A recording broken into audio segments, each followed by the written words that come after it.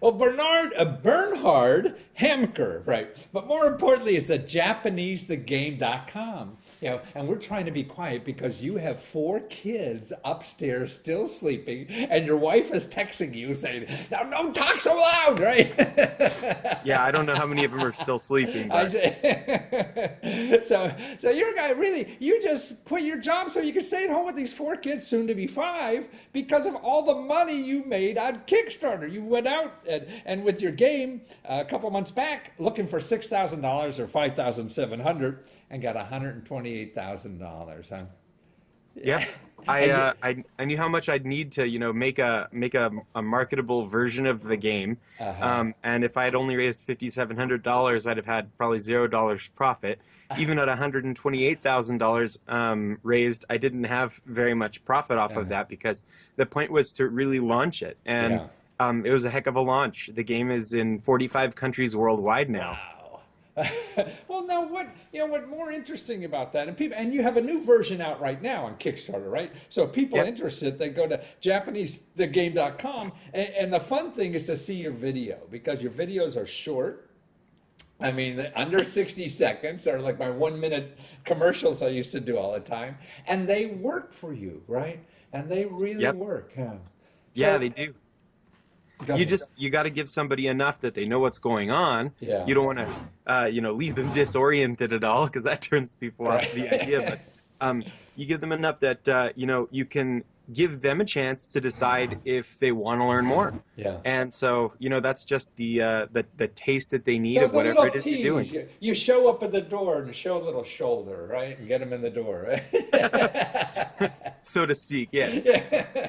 But more importantly, I mean, you didn't hire hotshot consultants or media gurus or anything like this to do this. You just figured out all this stuff yourself, so didn't I have to I spend did much have money. a friend who's my friend Joshua Wagner. He helped me with the lighting in my Ah, studio. a lighting guy. Lighting's important. That's why I used to shoot outside a lot because I don't have to worry about lighting. But Lighting. that was a favor as a friend, and so that but no, I mean my cash outlay for the entire Kickstarter was under $300. That Wow. includes all the prototyping for my product, my Really? $150 camera, and all of the sending things to people that I had to do. But yeah, I mean that's money that I was able to come up with Right. over the course of a few months, spending 100 something bucks max at a time. Right. So in other words, for $300, you got $180,000 back, right? 128,000. I mean, 180 would be 128,000. great. Hopefully, Well, on that'll this happen one, I though. mean, you're way up there. You're almost on over 20. You're 21,000 already on your new one. So this is Yep. probably the best investment you could ever make in your life. There's no stockbroker that come and tell you this, right? It's definitely been an amazing return, but there's also years of work that went Yeah. into this, but really it all sourced from one idea. And I'm getting the idea out there, and people want it. Some of it has to do with the way I'm saying things, but at the core, it's what I'm saying. People really want their problem solved, whatever it is. And So, anybody yeah. who studies Japanese knows that the problem is the grammar. So I made a game that teaches Japanese The grammar, and grammar. now the problem's getting solved. Wow. So what do you think that stops people from, going and using crowdfunding or doing their own thing like this and getting rid of that job they don't want to go to? Sometimes it's a lack of information. Sometimes it's a Yeah. lack of self-respect, I think. Ah, Someone who's down on themselves isn't as willing to give something a try. I So see. if you have just if you have something that you want uh, more than if you want something so that you're wanting it is more powerful than whatever's holding you back, you're gonna That's charge right. forward. Yeah, no. Yeah. You're right. I mean, I remember younger, I was so afraid of failure, I think, is what stopped me so many times. Yeah. That I had to push myself, and like even making cold calls, I'd say, "What's going to happen if I call this guy? He's going to arm going to come over the phone and kill me or something like that." Right. Yeah. Yeah. And it just took a few words of encouragement and a little bit of education for me to find out that Kickstarter was the right place for me. I had Uh-huh. a dinner party where one of my friends, James Booth, came over, and he and a few other friends and I played my prototype. And he said, "You have to put this on Kickstarter." And I was like, "Okay, I'll figure it out." And so I was about to click the launch button on Kickstarter about a month later, and then I realized, like, I've never done this before, so I started reading about Kickstarter and decided to take 3 months off of launching it to just educate myself and learn everything I could. So I devoured information about Kickstarter for 3 months. On my commute to work, I would listen to a podcast about Kickstarter called Funding the Dream on Kickstarter by Richard Bliss. And I read the Kickstarter lessons by Jamie Stegmaier and some articles by James Matthey. So I just streamed Kickstarter information in my head until I felt like I knew what I was doing. Put together a great project page, had all my friends look at it, tell me what I was doing wrong. And that's part of it. You know, like you were saying with the cold calls, you don't want a negative consequence, right? Yeah. But if you can just say, if I get enough negative consequences, I'll actually know what I'm doing, and treat it like a good thing, then you win. But so in other words, you're saying that all the information you needed for success was out there. You just had to go get it, digest it a little bit, and put it into action, and have the $300 for the, you know, doing the prototype or whatever it is, and just give it a roll. And what do you think would have happened if you failed? I did fail. I know. Oh, you did, you said?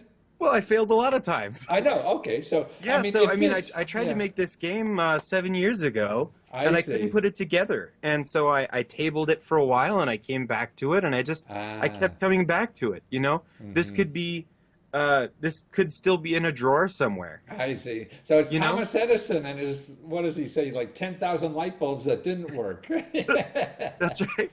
That's right. Exactly. But now it's glowing pretty bright, so I'm pretty happy about it. You just got to come back to it. If you've ever had an idea that you really felt was a good idea and it's sitting in a drawer somewhere, go open that drawer, and maybe there are 4 or 5 sitting next to it, and just, you know, people want their problem solved. If you've got an idea that solves a problem, that's great. Or even a lot of things on Kickstarter are just for the sake of fun. If you can improve someone's life by helping them have more fun with a new game they've never seen, or, you know, with a video series that's educational, or whatever it is you've been thinking of doing, it's absolutely worth pursuing. And I don't think, I mean, I'm an old guy, 70, and, you know, I guess I'm more than twice as old as you are, but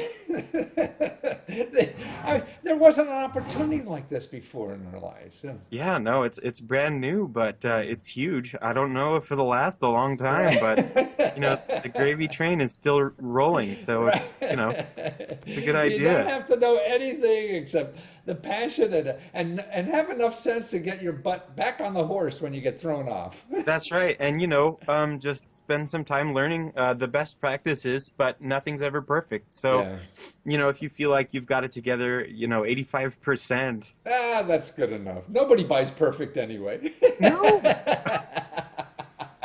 85%'s a winner. I look at baseball, 300% is a winner for most people. Well, you're a delight. And to find out about the games, Chinese, I mean, I'm trying to learn Mandarin, and you're going to come out Mandarin next year. So I might as well start with Japanese, and you go JapaneseTheGame.com. Yep, and find that's the two, and you link to Kickstarter, so you could find those videos and watch how you made, you know, $130,000 just on a 55-second video. That was it, huh? Yeah, well, I mean, I had to write it up. I did some graphics and things, but you can always get friends to help with stuff like that. I mean, nothing I did was overcomplicated, and I'm not a professional, you know, graphic designer or anything like that. And you don't play one on TV either. Yeah, if I didn't know something, I learned it, you know, as best I could, and just decided that nothing's perfect, and I got it out there. I mean, to me, this is what this country was built on. People came over here and just figured it out and did it, right? That's right. Nobody's got it all sorted out. Right, Nobody. Right. People who look like they've got it all sorted out, they don't have it sorted out. No, exactly. No, they're just fooling the rest of us so they get paid more. Well, wonderful. We'll talk to you soon, and good luck on the more games and Mandarin and all the other languages you're coming out with. And it's JapaneseTheGame.com. Thank you so much. Thank you, Matt. Bye.